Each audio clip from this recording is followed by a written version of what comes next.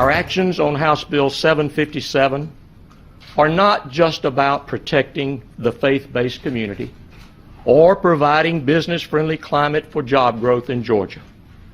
I believe it is about the character of our state and the character of our people. Georgia Governor Nathan Deal announcing his veto of a bill that would protect religious liberties. This bill would permit pastors who disagreed with conducting same-sex marriage ceremonies the chance not to do that. It would also allow faith-based groups to not be forced to hire or retain an employee whose beliefs ran counter to that group. Governor Deal apparently succumbed to pressure from organizations like Disney saying it would pull movie production, and the National Football League claiming that Georgia's chances of hosting a Super Bowl would be severely jeopardized should the bill be signed into law.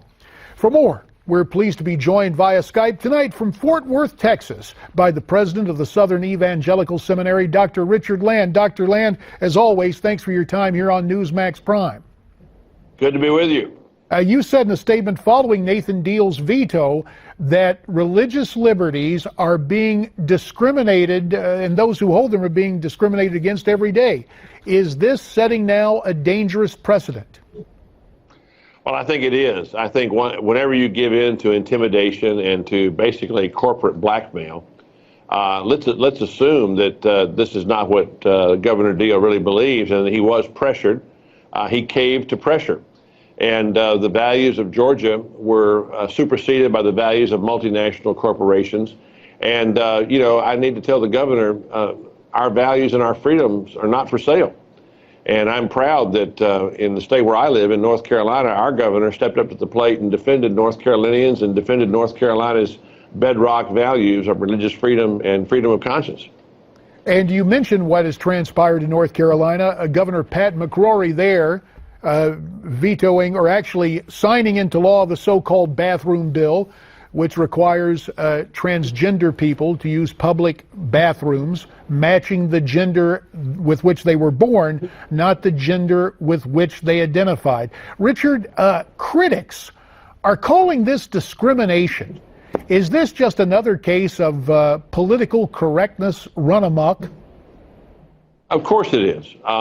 The American College of Pediatricians has just come out and said that, gender-based materials and talking about gender transformation is child abuse. We're born with a sex. That's a biological fact. A gender identity is a social construct. And this is political correctness run amok. And, discrimination is a two-way street. As the governor of North Carolina said after he signed the bill into law that overturned what the Charlotte City Council had done, he said, nobody has any less rights and any less protections now than they did before Charlotte passed this law. We went back to the status quo ante, the way it was before, where you have the same bedrock protections and the same bedrock liberties.